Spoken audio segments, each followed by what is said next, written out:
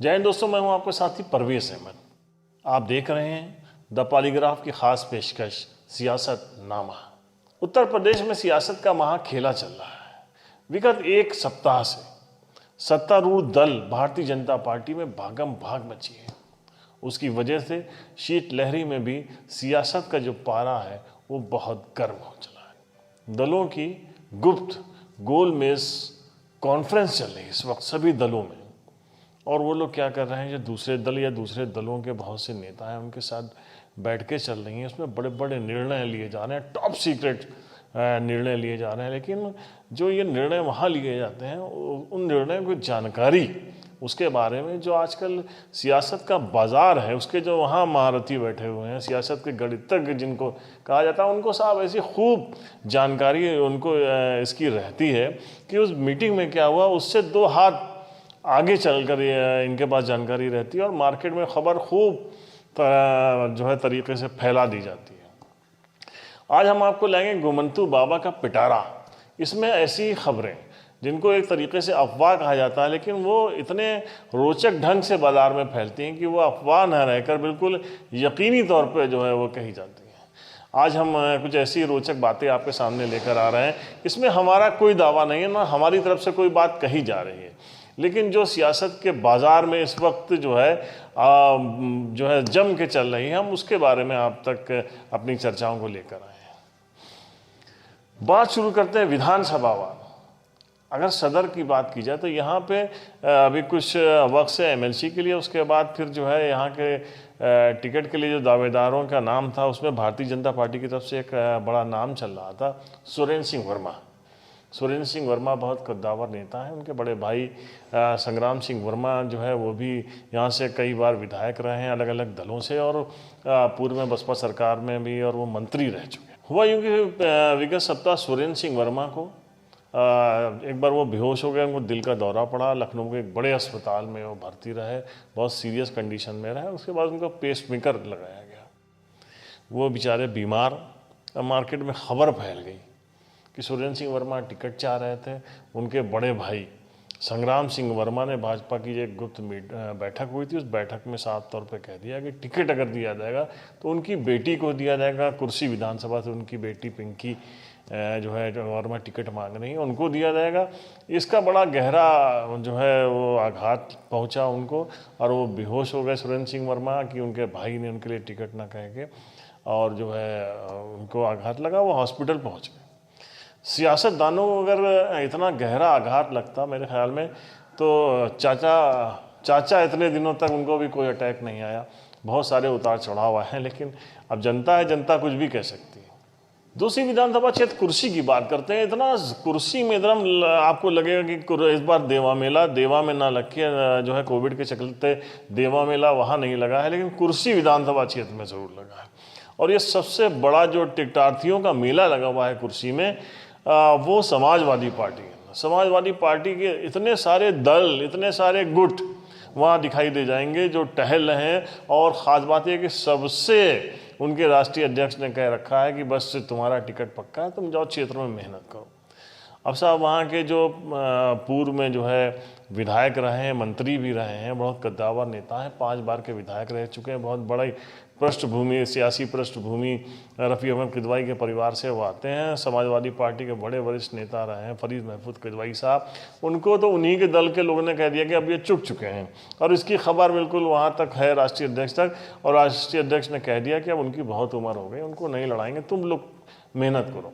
अब मेहनत करने वाले जो लोग हैं उनके बारे में भी क्या क्या बात कही जा रही है, ये आप समझ लीजिए। वहाँ के कुर्सी विधानसभा क्षेत्र के बाजार में ये बहुत कस के ये बात तैर रही है कि अभी हाल ही में जो है कोई प्रोग्राम हुआ था एक चैनल का ताज होटल में, वहाँ पे अदनान चौधरी जो वहाँ से टिकट की दावेदारी कर रहे हैं, उनको अखिलेश जी मिले। उन्होंने अखिलेश जी ने वहीं पे कह दिया, साहब जो बातें राष्ट्रीय कार्यालय में तय होती हैं वो वहीं पे उनसे कह दिया कि जो है तुम्हारे सारे कागजात तैयार हैं ना, और तुम अपने सीए से कह के अपने सारे सेट्स के पेपर तैयार कर लो। अब साहब वहाँ तय कर लिया।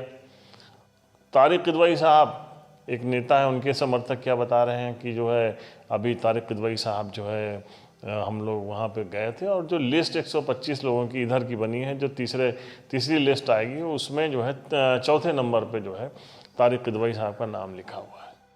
अब साहब बड़े बड़े नेता जो है वो इस बार उनको टिकट मिल रहा है नहीं मिल रहा है, लिस्ट में नाम होगा या नहीं होगा उनको नहीं पता है, लेकिन इनको इनका टिकट होने की खबर कुर्सी विधानसभा क्षेत्र के जो लोग हैं और जो आजकल मठाधीश हैं उनको हो गई है, वो लिस्ट भी देख रहे हैं। तो ये सारी बातें चुनाव को और रोचक बना रही हैं। एक और बात आपसे बता, सबसे ज़्यादा चर्चा में रहने वाला एक और विधानसभा क्षेत्र है रामनगर। वहाँ भी साहब दावेदारी किसकी है? समाजवादी पार्टी के दो दिग्गज, पूर्व दोनों कैबिनेट स्तर के जो है नेता हैं, कैबिनेट मंत्री रह चुके हैं, पूर्व मंत्री जो है अरविंद कुमार सिंह गोप साहब, और बेनी वर्मा के पुत्र हैं राकेश वर्मा जी, जिनको जो है इस बार वहाँ का दावेदार बताया जा रहा है। दोनों के टिकट को लेकर रोज़ नई नई खबरें आती हैं कि साहब उनका टिकट हो गया है, उनका टिकट हो गया है। हाल ही में खबर क्या हो गई, उनके साथ साथ और दूसरे लोगों को आघात लग गया। साहब कहा गया कि जो है गोंडा में एक कार्यक्रम था, पूर्व मंत्री दिवंगत नेता समाजवादी पार्टी के पंडित सिंह की मूर्ति की स्थापना थी, और वहाँ पे अखिलेश जी गए हुए थे राष्ट्रीय अध्यक्ष, वहीं अरविंद सिंह गोप को भी उन्होंने बुलाया साथ में, और उनसे वहाँ पे बैठ के रामनगर के निर्णय वहाँ तय हो गया। और उनका तो तय हुआ, वहाँ के साथ साथ 3 सीटें प्रभावित हो गई। अब जैतपुर में वहाँ पे जो है इस बार बाई इलेक्शन जीते थे समाजवादी पार्टी के गौरव रावत साहब, उनका भी टिकट वहीं बैठे बैठे काट दिया गया, उनकी जगह उनका भी टिकट बदल गया, और एक नया प्रत्याशी पूर्व में रह चुके हैं, उनका टिकट फाइनल हो गया। एकदम बाजार में एकदम तय है, और बताने वाले एकदम साफ बताते हैं कि ये हो गया, ये हो गया, और शिवपाल जी ने ये कहा, अखिलेश जी ने ये कहा। सारी खबरें जो वहाँ एक कार में बैठ के हो रही थी या एक कमरे में हो रही थी, उसकी सीधे तौर पर खबर यहाँ पर इन लोगों तक पहुँच जाती है। अब एक बात और आपको बताता हूँ, टिकट बांटने में सबसे आगे निकल गई है कांग्रेस पार्टी। कांग्रेस पार्टी ने 12 जो है अपनी जो लिस्ट जारी की पहले, उसमें 12 की भी 4 सीटों पे जो है अपने प्रत्याशी घोषित कर दिए हैं। कांग्रेस की बताया जा रहा है इस बार बहुत सोच समझ के प्रियंका गांधी ने बहुत माइन्यूट ऑब्जर्वेशन किया, उसके बाद टिकट घोषित किए। लेकिन यहाँ बाजार में क्या खबर है मैं आपको बताता हूँ।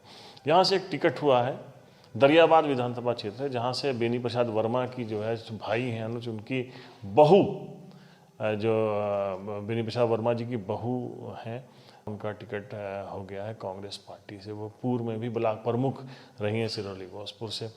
अब साहब टिकट उनका वहाँ से हुआ, ज्ञानेश है उनका, यूथ है उनका, रामनगर से हुआ। खबर बाजार में है कि PL पुनिया बहुत ही ज़बरदस्त नेता है, कांग्रेस पार्टी के पूर्व सांसद भी रह चुके हैं, राज्यसभा सदस्य रहे हैं, और इस वक्त जो है उनका जो टिकट में उसको उनका बड़ा हाथ है, चल रहा है वो टिकट बंटवाने में कहा जाता है। लेकिन एक तरफ ये भी खबर है कि साहब एक सीट पे प्रियंका गांधी ने जो है वो देखा है। उसके बाद फिर खबर ये है कि जो है PL पुनिया उनके लड़के, जो कि जैतपुर विधानसभा सुरक्षित सीट से चुनाव लड़ते हैं, और जो कुर्मी बिरादरी है वो लंबे टाइम से मुखालिफत उनकी करती रही है, और जिससे उनका काफ़ी नुकसान भी होता रहा। पुनिया जी ने गेम खेला है, और जो ये टिकट बेनी प्रसाद वर्मा जी के पुत्र वधू का हुआ है, वो टिकट दिलाने में उनका ही रोल है, क्योंकि इस एक तीसरे में 2 निशाने खेले हैं। एक तरफ तो कुर्मी बरादरी जो है वो राकेश वर्मा को नेता स्थापित करने पे लगी हुई है, तो जब उनको नेता स्थापित करे तो बेनी वर्मा की ही बहू हैं, वो भी कुर्मी हैं, तो उनको क्यों नहीं जो है समर्थन दिया जाएगा। ये एक तीर खेला है PL पुनिया साहब ने, और इसी बहाने जो कुर्मियों की नाराज़गी उसको भी दूर कर दी है। रामनगर में उनको टिकट दिलाया है तो ब्राह्मण वोट जो है उनको मिलेगा इस बार, तो पूरा खेल उन्होंने अपने पुत्र तनुज पुनिया को जिताने के लिए किया है। अब साहब कौन नेता है, कैसे टिकट दिलाए जा रहे हैं, क्या क्या समीकरण है, लेकिन उनसे बड़ा समीकरण जनता बनाती है, क्योंकि जनता साफ बात है कि जनता जनार्दन है, जनता ही सारी चीज़ें तय करती है, इसमें कोई दो राय भी नहीं है। चलते चलते घुमंतू बाबा की पोटली में एक बात और आपसे बताते जाएं। अब साहब बसपा के टिकट का जो कीमत है वो तो बाज़ार में ऐसे तय होती है, ऐसे लोग बताते हैं कि अरे वो फलाने का टिकट हुआ है वहाँ से रामनगर से और वो टिकट इतने में हुआ है, और सदर का टिकट हुआ 2 करोड़ 22 लाख में हुआ है, और जो वहाँ से हैदराबाद से टिकट होने वाला है उसकी वो टिकट 1 करोड़ 80 लाख में मिलेगा। अब मायावती जी के ऊपर एक तो आरोप, पैसा लेके टिकट देती हैं, और वो कितना सच है और कितना गलत है ये हम इस चक्कर में ही नहीं पड़ते हैं, बिल्कुल हमको क्या लेना देना। लेकिन जो रेट तय होता है वो इतने कॉन्फिडेंस से बताते हैं कि 2 करोड़ 22 लाख, 1 करोड़ 80 लाख। अगर कहीं कोई पैसा लिया भी जा रहा है तो उसकी कितनी सटीक जानकारी यहाँ तक आ रही है, ये सब अपने आप में कमाल है। लेकिन चुनाव चलता रहेगा, चुनाव के बीच ये सब बातें आती रहेंगी। तो घुमंतू बाबा के थैले में आज इतना ही। अगले एपिसोड में हम और बहुत सारी रोचक बातें जो बाजार में तैर रही हैं चुनावी समर में, वो आप तक लेके आएंगे। आप हमारे प्रोग्राम को देखिए, पसंद करिए, सब्सक्राइब करिए हमारे चैनल को, हमारा हौसला बढ़ाइए। हम फिर हाजिर होते हैं अगले एपिसोड के साथ। बहुत शुक्रिया।